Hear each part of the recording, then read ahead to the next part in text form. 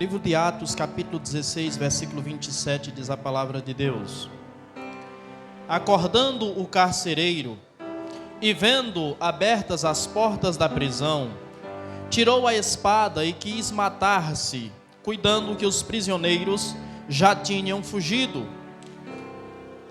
Mas Paulo clamou com grande voz, dizendo: Não te faças nenhum mal, que todos aqui estamos. E pedindo luz, saltou dentro, e todo trêmulo se prostrou ante Paulo e Silas.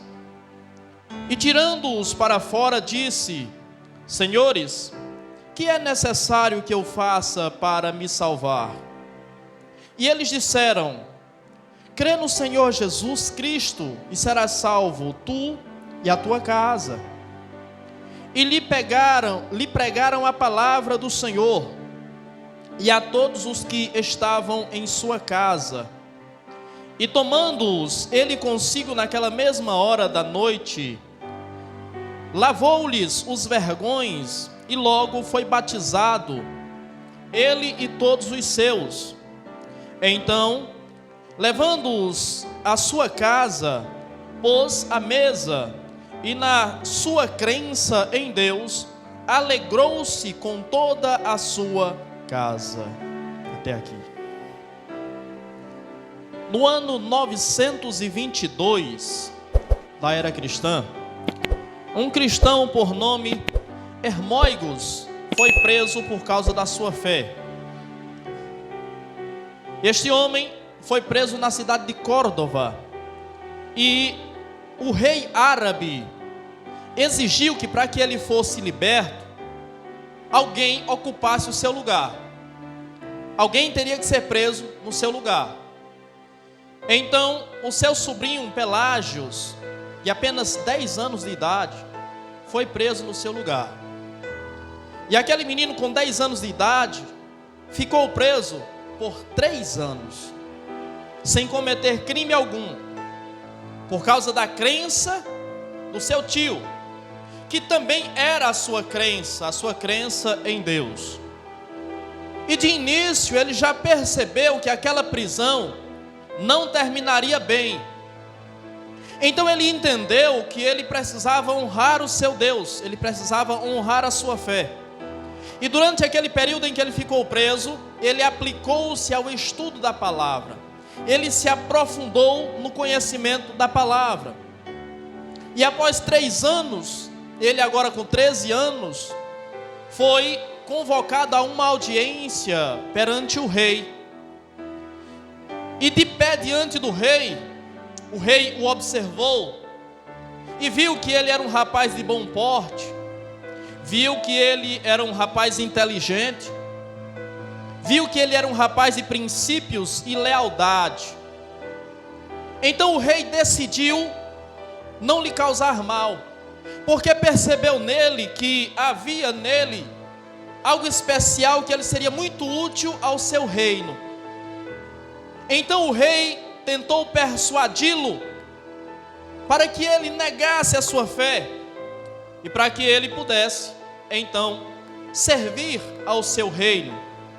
E diante da oferta do rei, diante da proposta do rei, ele disse: é preferível morrer honrado do que ter uma vida desonrada. Diante da proposta do rei, ele disse: eu prefiro morrer para honrar o meu Deus, para honrar a minha fé, do que continuar vivo tendo que negá-lo e levar uma vida desonrada. Mas o rei via um grande potencial nele, e o rei não desistiu de persuadi-lo. Então o rei contatou os seus sábios, as pessoas influentes no seu reino, para tentar persuadi-lo. E aqueles homens, na sua tentativa de persuadi-lo a negar a sua fé e se render aos desejos do rei, lhe ofereceram muitas coisas, lhe ofereceram diversos prazeres carnais, e lhe ofereceram até mesmo a possibilidade de ser criado no palácio do rei. A oferta era muito vantajosa, pois ele seria criado de fato como um príncipe. E diante daquela oferta que lhe foi feita, diante de promessas que seriam extremamente benéficas para a sua vida, ele disse: eu sou cristão e pretendo continuar sendo cristão. Eu sou fiel ao meu Deus e assim levarei a minha vida até o último dia da minha vida. Então, diante da resistência daquele jovem de 13 anos de idade, o rei, percebendo que não seria possível convencê-lo, o rei, enfurecido, deu a ordem. E a ordem foi que os carrascos pegassem grandes pinças de ferro e prendessem a sua pele. E grandes pinças de ferro foram presas à sua pele. Então, com essas grandes pinças, os carrascos o suspendiam do chão e o baixavam, para que através daquela tortura, a sua pele fosse dilacerada, a sua pele fosse arrancada. E o intuito deles era que, perante aquele sofrimento, aquela tortura, aquele martírio, ou ele negava a fé, ou ele morreria. Não tinha outra alternativa para ele. E em um determinado momento, o rei, percebendo que ele ainda insistia na sua teimosia em honrar a sua fé, o rei disse: arranque os seus 2 braços e arranquem as suas 2 pernas e o joguem no rio. Então aquele jovem ensanguentado foi jogado ao chão. E jogado ao chão, ele ergueu um dos braços e clamou e disse: meu Deus, meu Senhor, livrai-me das mãos dos meus inimigos. E tomaram o braço que ele estava levantado e o arrancaram. Cumprindo a ordem do rei, pegaram o seu outro braço e o arrancaram também. Na sequência da tortura, pegaram uma das suas pernas e arrancaram também. E para finalizar, eles arrancaram a outra perna e depois decapitaram. Pegaram todos os seus membros e jogaram dentro do rio, conforme disse o rei. Essa tortura de Pelágios durou das 7 horas da manhã até as 7 horas da noite. E foi assim que no dia 29 de junho do ano 925, aquele jovem morreu, martirizado, decapitado, por causa da sua fé. Quando nós olhamos esse texto, nós percebemos que Paulo e Silas estavam presos também numa situação extremamente desfavorável, pois o texto diz que eles estavam presos após terem sido açoitados em praça pública. E o texto diz que eles estavam acorrentados, eles estavam presos a cadeias ou grilhões, dependendo da tradução bíblica. E quando a Bíblia nos fala sobre cadeias ou grilhões, a Bíblia nos fala que a pessoa ou estava acorrentada às suas mãos e os seus pés, ou estava algemada às suas mãos e os seus pés, e muitas vezes acorrentados a um tronco de madeira. Além de estarem presos, além de terem sido açoitados, também eram humilhados e estavam totalmente impossibilitados de fugir. E naquela situação em que eles estavam, também por causa da sua fé, sofrendo uma acusação de trazer doutrinas estranhas e costumes estranhos para os romanos, após libertar uma jovem que estava possessa por um espírito adivinhador, eles foram pegados como qualquer um. Eles foram pegados como animais, como pessoas que não têm direito nem dignidade. Foram de fato açoitados e lançados na cela. E aos seus cuidados estava um carcereiro, um homem que possivelmente levava uma vida comum, um homem que talvez naquele dia acordou pela manhã bem cedo tomou o seu café da manhã juntamente com a sua família. Não sei se tinha filhos, crianças, não sei se os seus filhos já eram adolescentes, maiores de idade, mas com certeza ele teve um momento de comunhão ali com a sua família. Ele desfrutou do amor da sua família e pôde demonstrar amor pela sua família também. E se dirigiu ao seu trabalho.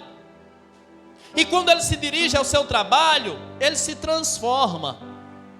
Aquele homem atencioso, aquele homem amoroso, aquele homem carinhoso, dá lugar a um homem rude, a um homem cruel, a um homem violento. E naquele dia, Paulo e Silas são levados aos cuidados dele. E ele, como carcereiro, tendo em seu poder 2 prisioneiros, como você acha que ele os recebeu? Como você acha que ele os tratou? Com algum respeito, com alguma dignidade? Não, ele os tratou como bandidos.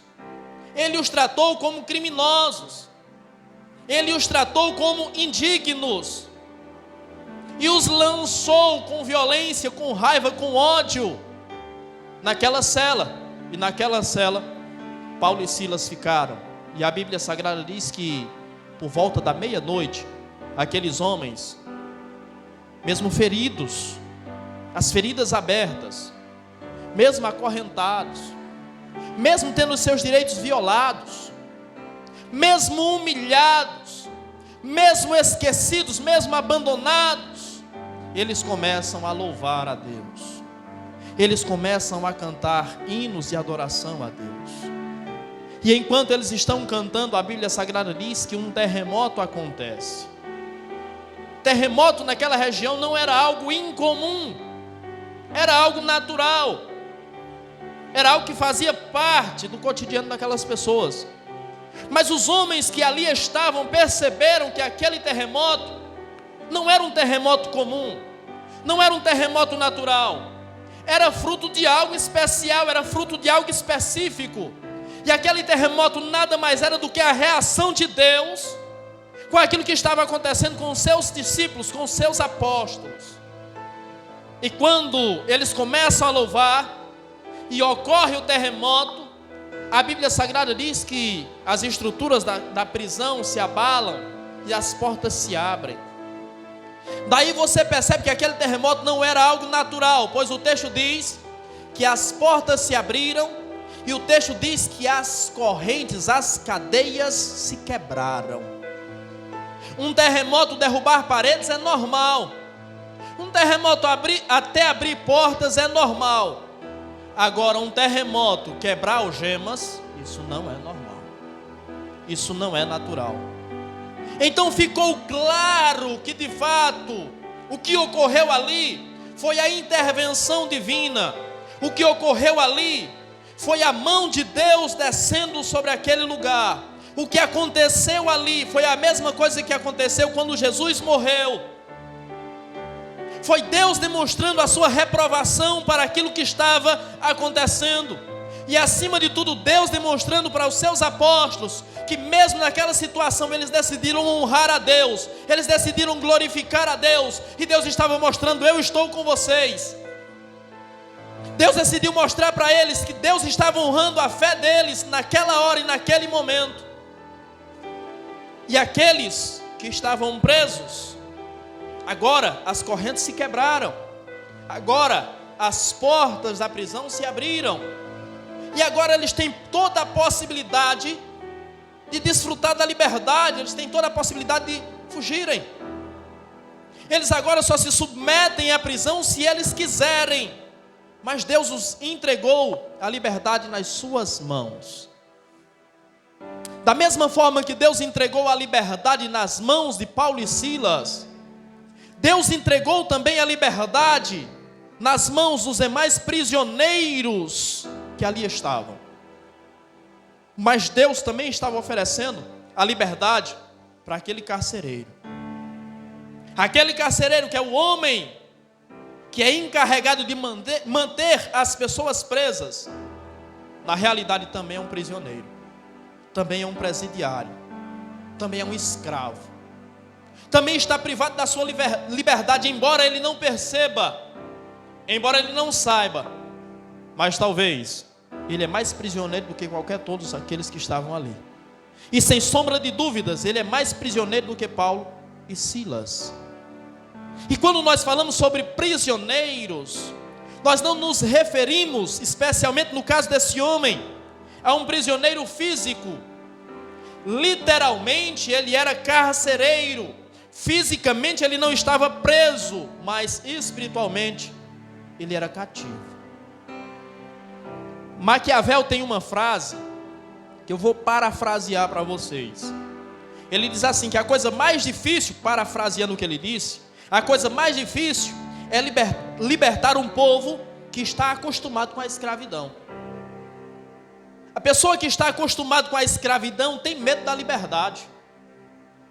A pessoa que está acostumada com a escravidão muitas vezes rejeita a liberdade, não quer desfrutar da liberdade. E aquele homem não tem a percepção, mas quando as portas ali se abriram, ele age como um cego. E ele não percebe que ali estavam abrindo-se as portas da prisão que também o aprisionavam. Estavam sendo abertas para ele as portas que o prendiam. As portas estão abertas. Enquanto as portas estão abertas, há como nós sermos livres, há como nós desfrutarmos da liberdade. Mas é difícil libertar um povo que está acostumado com a escravidão. Ainda hoje Deus oferece liberdade ao povo, e o povo prefere continuar escravizado. O povo prefere continuar sendo cativo. O povo prefere continuar sendo submisso. O povo prefere continuar debaixo de autoridade, sendo que a única autoridade que prevalece e que deve ser honrada e respeitada é a autoridade daquele que vive e reina para todo sempre. As portas da liberdade já foram abertas.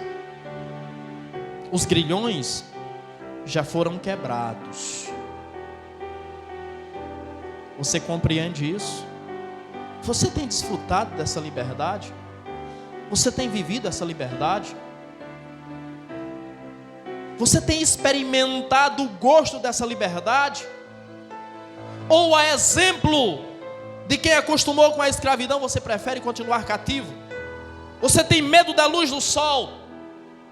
Você tem medo do mundo que se abre diante de você? Você prefere continuar cativo? Ou você prefere voar com as asas do Espírito? Aquele homem diante daquela cena, trêmulo, atordoado, com medo, a primeira coisa que ele pensa: eu vou me matar. E ele pega a sua espada para se matar, se suicidar. E a atitude desse homem não é algo incomum. Hoje nós falamos com mais ênfase contra o suicídio, mas nos dias daquele homem, aquilo não era algo incomum, aquilo não era algo anormal. Existe uma linha filosófica chamada estoicismo. Não sei se você já ouviu falar sobre o estoicismo. E os estoicos, muitas vezes, se suicidavam, porque queriam. E o seu suicídio servia para demonstrar o desprezo que eles tinham pela vida, pelos prazeres da vida, e para demonstrar que eles não estavam limitados aos prazeres carnais, aos prazeres da vida. Então o estoico suicidar-se era algo louvável, porque significava que ele havia atingido o ápice da sua filosofia. Ele tinha ido até as últimas consequências para demonstrar o quanto ele era convicto na sua convicção, na sua fé filosófica, obviamente.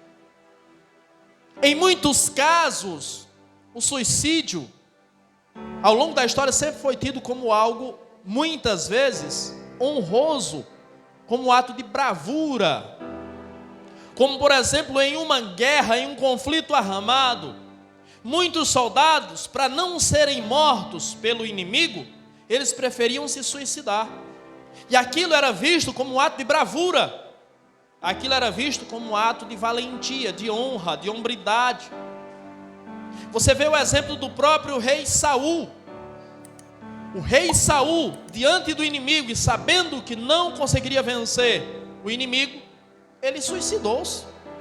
O primeiro rei de Israel suicidou-se, porque não queria ser morto pelo inimigo. Mas que diferença faz ser morto pelo inimigo ou tirar a própria vida? É porque moralmente era mais honroso você tirar a própria vida e não se deixar dominar, sequestrar pelo inimigo. A questão do suicídio é algo muito complexo e algo muito amplo de ser debatido.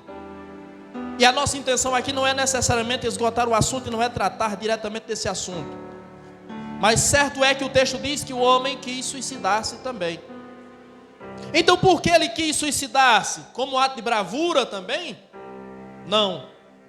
Aquele homem quis suicidar-se porque ele sabia que, segundo as leis romanas, se um carcereiro, por falha ou por negligência, deixasse que prisioneiros fugissem da prisão, ele sofreria a mesma pena que estava determinada sobre aqueles que estavam sob o seu poder.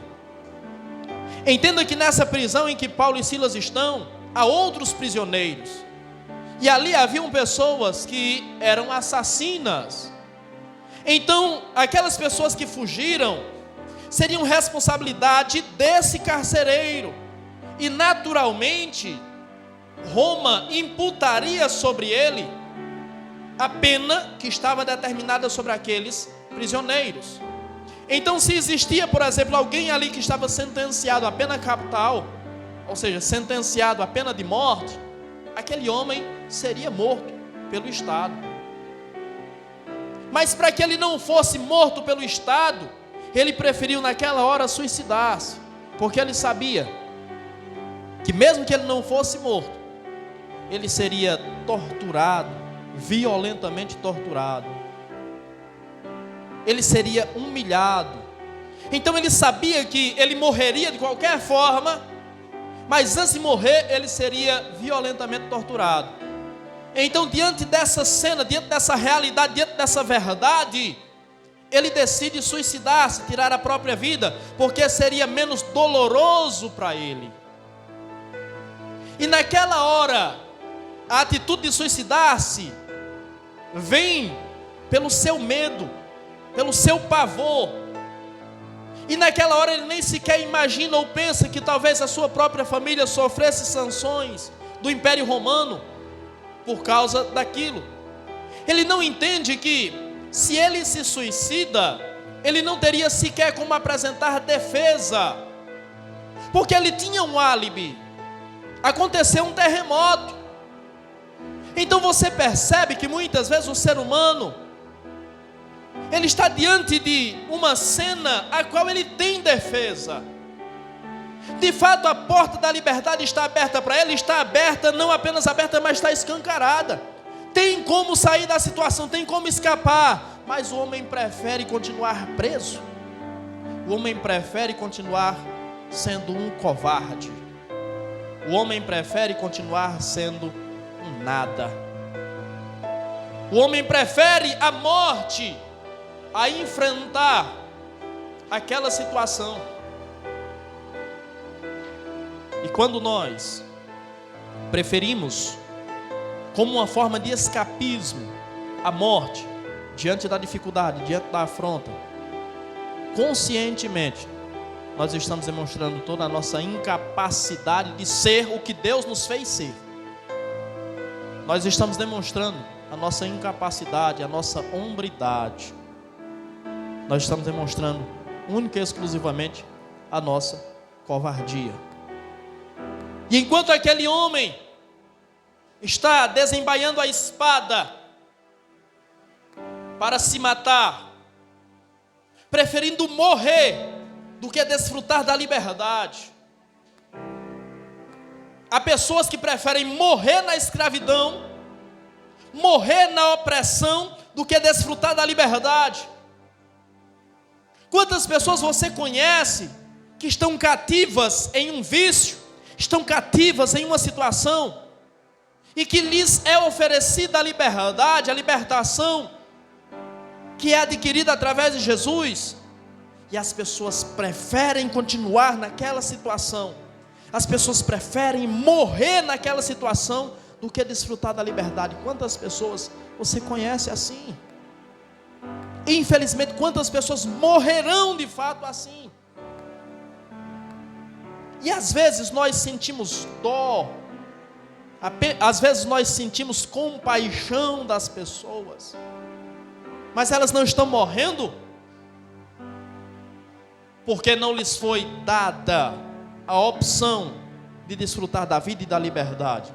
Elas estão morrendo porque elas rejeitaram a liberdade e a vida que lhes foi concedida, confiada e oferecida por Deus. Muitas vezes o que percebemos é que não vale a pena, que não adianta nós insistirmos com pessoas que não querem.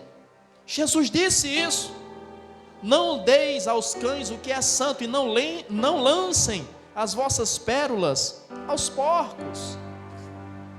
Devemos sim oferecer a libertação, a liberdade e a vida a todas as pessoas. Mas existem pessoas que vão relutar, vão rejeitar até o fim, e vão preferir morrer do que de fato desfrutar da liberdade que lhes foi confiada e concedida por Deus. Que essa não seja a minha nem a sua realidade. Que nós possamos desfrutar de fato da liberdade que nos foi concedida. Se a porta se abriu, a Bíblia Sagrada diz que a porta que Ele abre ninguém fecha. A porta foi aberta e nós podemos adentrar nessa porta e desfrutar dessa graça, dessa liberdade, dessa vida e dessa salvação que nos foi concedida. A Bíblia Sagrada diz que o apóstolo Paulo vê o homem naquela situação e diz: não te faças nenhum mal. Olha, todos nós estamos aqui. Ninguém fugiu. E por que será que ninguém fugiu? Paulo e Silas não fugiriam, é lógico. Mas e os demais presos, por que não fugiram? Será que eles também não perceberam que havia algo de sobrenatural naquilo? Será que eles também não foram tocados por aquilo que estava acontecendo? Será que eles não sentiram que aquilo era um mover de Deus? É impossível o homem ficar alheio, o homem ignorar o que Deus está fazendo. O homem pode até rejeitar, mas ignorar, desconhecer, fechar os olhos e dizer que não está vendo, não está percebendo, isso é absolutamente impossível. Diante daquela cena, Paulo diz: não, nós estamos aqui, não faça isso com você mesmo. Aí nós percebemos que aquele que era a vítima naquela hora se torna o Salvador. Aquele que poderia naquela hora ser sentenciado à morte, agora se torna o Salvador daquele homem e concede àquele homem a liberdade e a possibilidade de vida. Paulo salvou a vida daquele homem naquela hora. Se Paulo não intervém na vida, naquele momento, na vida daquele homem, ele morreria, ele se suicidaria. Então veja que muitas vezes a vítima pode se tornar o Salvador. Veja que muitas vezes a vítima, ao invés de vítima, pode assumir o papel de protagonista e pode conceder graça àquele que é o seu algoz. Então observe que nem sempre quem está por cima de fato está por cima, e quem está por baixo nem sempre está por baixo. Observe que nem sempre quem demonstra ter poder de fato tem poder. E quem demonstra estar fracassado e derrotado, muitas vezes é quem está como dono da situação, quem é superior na situação.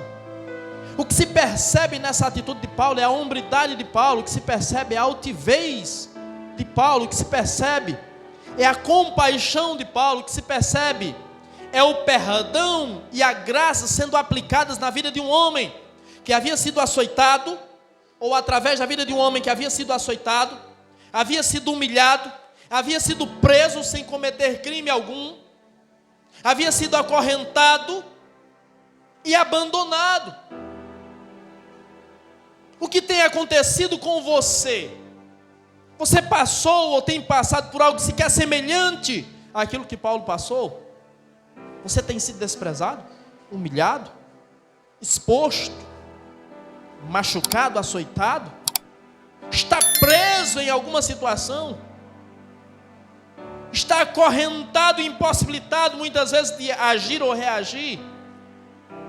Essas situações, quando se tornam realidade em nós, muitas vezes aprisionam o nosso coração, roubam de nós a compaixão, roubam de nós a graça, roubam de nós a empatia. Quantas vezes nós, enquanto seres humanos, quando vemos alguém que nos causou mal, sofrer algo, lá no fundo a gente diz, mereceu. Lá no fundo a gente diz, bem feito. Quantos de nós exercemos de fato misericórdia? Quantos de nós de fato exercemos a graça? Quantos de nós demonstramos compaixão? E quantos de nós somos capazes de perdoar? Porque nós somos sequestrados pelas situações, pelas circunstâncias. E as circunstâncias aprisionam o nosso coração. Paulo demonstra que ele atingiu um nível de fé, ele atingiu um nível de espiritualidade que é invejável a qualquer um de nós. Falar hoje, 2000 anos depois, sobre perdão, sem ter enfrentado o que Paulo enfrentou, é fácil. Mas se você estivesse na pele de Paulo, será que você agiria como ele? Se eu estivesse na pele de Paulo, será que eu agiria como ele? Ou eu celebraria a morte daquele carcereiro? Ou eu veria a morte daquele carcereiro como um golpe contra os meus algozes, ainda que ele não fosse o principal culpado ou o principal responsável? Quem diz que quem deseja vingança está preocupado com quem vai pagar? O importante é que alguém pague. Se sangue for derramado, é suficiente, tá bom. Quantos de nós conseguimos demonstrar altivez? Por isso, Paulo com razão disse, em 1 Coríntios capítulo 11, versículo 1, sede meus imitadores como eu sou de Cristo. Se Paulo disse essa frase, é porque Paulo de fato tinha autoridade para isso. E quando Paulo diz aquilo, eu tenho certeza que aquele homem se assusta ainda mais. Paulo era o prisioneiro, mas o prisioneiro Paulo carregava dentro de si a chave da liberdade. E quem carrega dentro de si a chave da liberdade, ainda que esteja detrás das grades, continua libertando. Observe que Paulo havia sido preso porque libertou uma jovem que era possessa por um espírito maligno. A causa de Paulo ir para a cadeia foi uma libertação. Enquanto Paulo está na cadeia, ele louva a Deus, e através do louvor de Paulo as celas se abrem, a prisão se desestrutura e prisioneiros são soltos. E agora Paulo está oferecendo a alguém que é preso na sua alma, preso no seu espírito, também essa liberdade. Paulo, que é o prisioneiro de Cristo, como ele se intitulou, é aquele que carrega em si a chave da liberdade. Entenda que essa chave da liberdade está dentro de você também. E onde quer que você esteja, onde quer que você vá, onde quer que os teus pés pisem, aí há liberdade, aí há libertação, porque você é condutor do Espírito Santo de Deus, ele habita em você, e a santa palavra diz também na boca do apóstolo Paulo, que onde o Espírito de Deus está, aí há liberdade. Compreenda que as situações não podem te prender. Compreenda que ninguém prende a alma que Jesus já libertou. Se Jesus libertou a tua alma, nada nem ninguém pode prendê-la, nada nem ninguém pode aprisioná-la. Mas existe uma outra coisa que é verdade: se ninguém pode prender a alma que Jesus libertou, Jesus pode libertar qualquer alma que o diabo aprisionou. Não eram apenas aqueles homens criminosos que estavam presos e que necessitavam de libertação, mas aquele carcereiro também estava preso e necessitava de libertação. E Jesus estava ali através da vida de Paulo, atuando e agindo para que ele pudesse libertar aquele homem. E diante daquilo que Paulo faz, a Bíblia Sagrada diz que aquele homem pede luz. Por que ele pede luz? É óbvio, literalmente falando, ele pediu luz porque estava escuro. E ele precisava ver o que estava acontecendo à sua volta. Ou seja, o que é que isso está dizendo? Aquele homem estava nas trevas e ele era carente de luz. Ele necessitava de luz.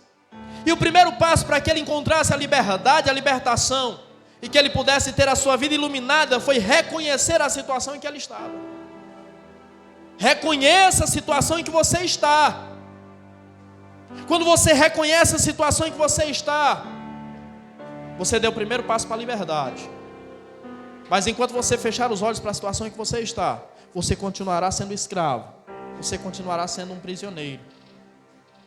Aquele homem pediu luz porque a sua alma estava nas trevas, e ele de fato carecia de luz.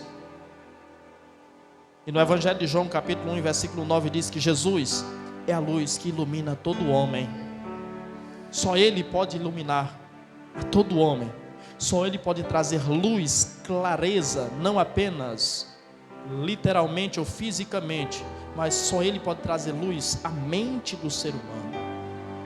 A pior prisão que existe não é a prisão física. A pior prisão que existe, no sentido físico, é a prisão mental, psicológica. E pior do que a prisão mental e psicológica, no sentido espiritual, é de fato a prisão espiritual. É ser cercado e limitado pelo inimigo, ser cegado pelo inimigo. Mas naquela hora aquele homem pede por luz. Você tem clamado para que a luz se torne cada vez mais brilhante na sua vida? Como é que está a tua trajetória? Como é que está o teu caminhar? A luz tem brilhado cada vez mais, conforme diz Provérbios, capítulo 4, versículo 18, que a vereda do justo é como a luz da aurora, que vai brilhando mais e mais até ser dia perfeito. Ou a tua vida continua nebulosa, ou a luz não brilha ainda de uma forma ofuscante. Como é que está a sua trajetória? Como você tem pautado a sua vida? Como você tem gerido a sua vida? Como você tem avançado na sua vida? Se é que a sua vida tem tido algum avanço, faça essa análise e perceba se a sua vida está avançando ou se a sua vida está retrocedendo, retroagindo. Como é que está a sua vida? Aquele homem pediu luz porque ele reconheceu que ele estava nas trevas e precisava ser iluminado. Reconheça a situação em que você está. Clame pela luz, mas acima de tudo, busque essa luz. A Bíblia Sagrada diz que naquela hora que ele olha para Paulo e Silas, ele se lança aos pés de Paulo e Silas e diz: Senhores, o que eu devo fazer para me salvar? O que eu devo fazer para ser salvo? Observe como a conduta daquele homem começa a mudar. Aquele homem que era o algoz de Paulo e Silas, aquele homem que tratou-os com truculência, com violência, com ignorância, agora os trata de senhores. Você consegue perceber a transformação que a graça ocasiona na vida do ser humano? É nítido e é instantâneo. Na mesma hora a graça começa a transformar as atitudes daquele homem. Enquanto a graça não mostrar com evidências, transformação na sua vida, é porque a graça ainda não é uma realidade na sua vida. É porque se a sua vida não demonstra transformações, é porque você não desfruta da graça ainda. É porque Jesus continua batendo, mas a porta não foi aberta para ele. A graça de Deus se manifesta na vida do homem com transformação. Com transformação de atitudes, não com transformação de discurso. Aquele homem se lança aos pés deles. Senhores, o que eu posso fazer, o que eu devo fazer, o que é necessário ser feito para que eu possa ser salvo? Do que ele estava pedindo salvação naquela hora? Talvez ele estava pedindo salvação das mãos dos romanos. Ele sabia que as consequências da possível fuga daqueles homens poderiam vir contra ele ainda. Ele sabia que ele poderia ser punido por Roma. Então talvez ele está pedindo salvação do Império Romano. Tudo bem, vocês estão aqui, mas quem me garante que alguém não fugiu? O que é que eu vou fazer para me justificar? O que é que eu vou fazer para ser salvo da pena que será imposta sobre mim? Se era esse o pensamento dele, Paulo responde para ele: crê no Senhor Jesus e será salvo tu e a tua casa. Compreenda que o que Deus faz sempre é maior, sempre vai além do que aquilo que a gente pensa, do que aquilo que a gente pede. Se ele estava pedindo salvação para o corpo, Paulo estava lhe oferecendo salvação para a alma, e Deus estava garantindo a salvação da sua alma. Diante daquela palavra de Paulo, o texto diz que ele os trouxe para fora e começou a lavar os vergões deles. O que eu devo fazer? Creia. O que você deve fazer para a situação mudar? Creia. Seja coerente. Seja verdadeiro. O crer aqui não é simplesmente acreditar em Deus, mas o crer aqui é ser verdadeiro. O crer aqui é ser sincero. O crer aqui é ser honesto. O crer aqui é entregar-se de fato.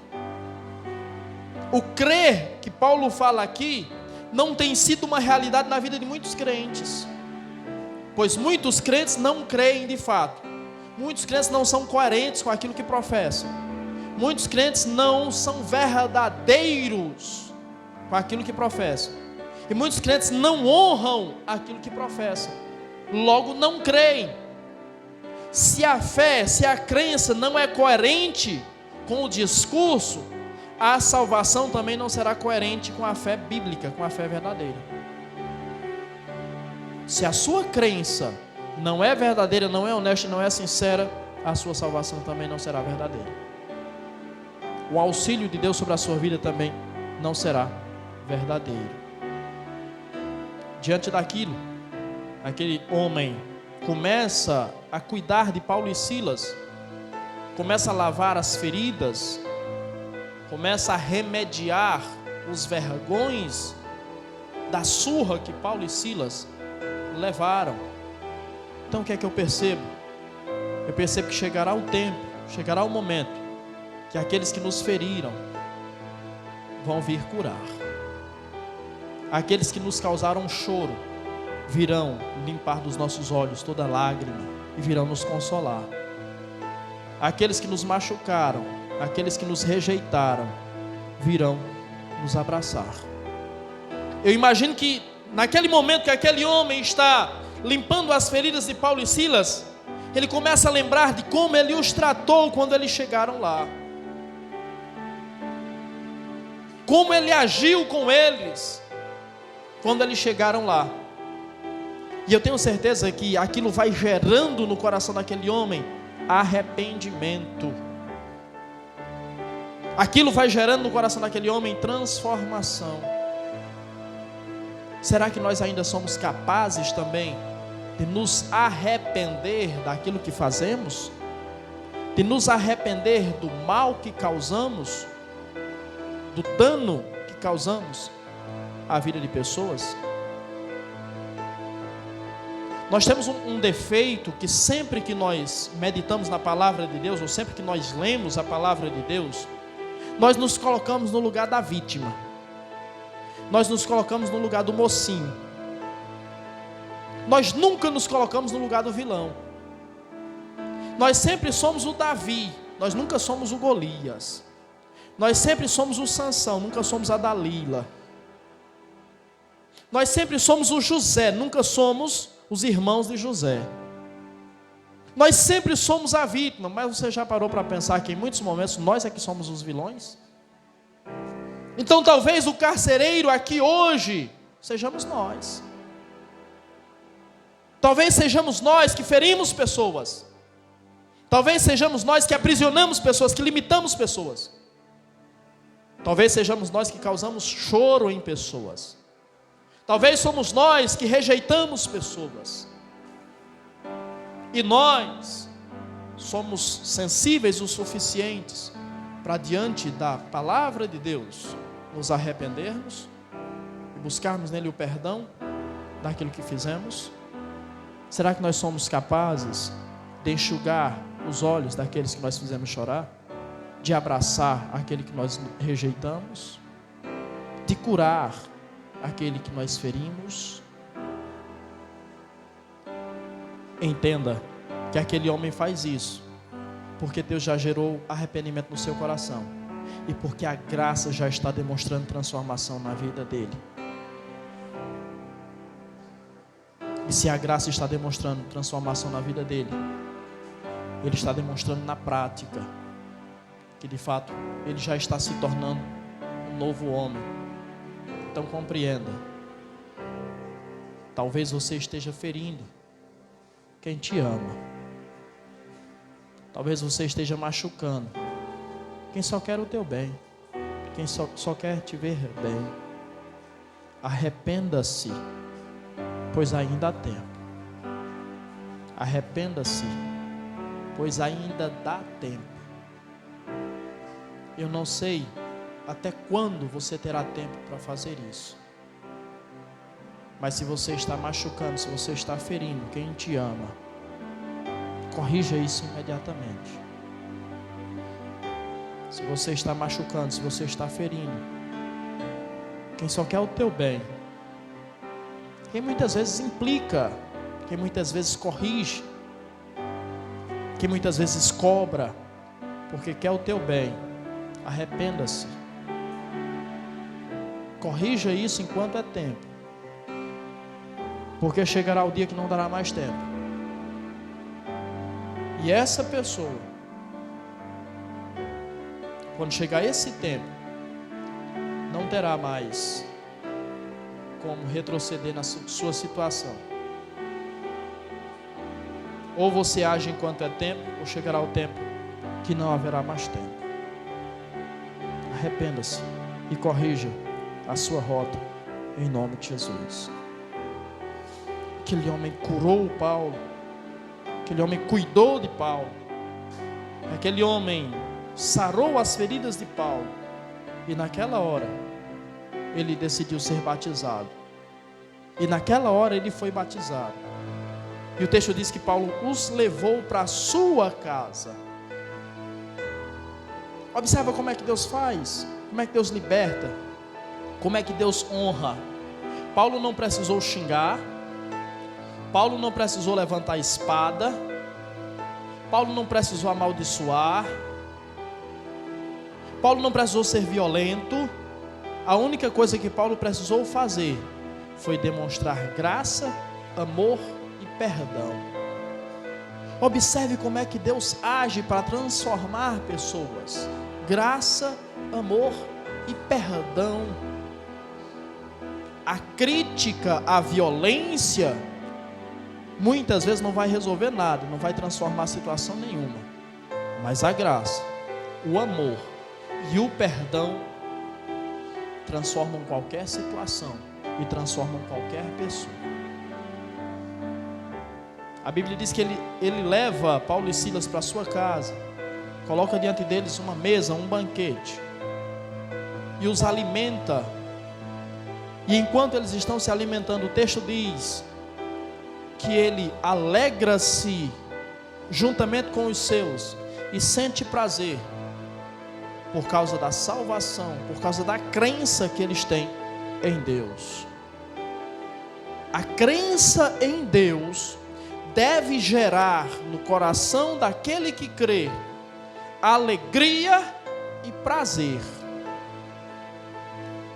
A crença em Deus, a sua fé, tem gerado no seu coração alegria e prazer?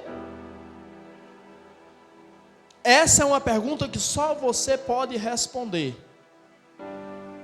Mas a sua ação, as suas atitudes, a sua forma de levar a vida, a sua forma de interagir com a vida e a sua forma de reagir à vida demonstra se de fato a sua crença tem trazido ao seu coração alegria e prazer. Se a crença em Deus nos traz alegria e prazer, contentamento, satisfação, por que nós levamos a vida emburrados?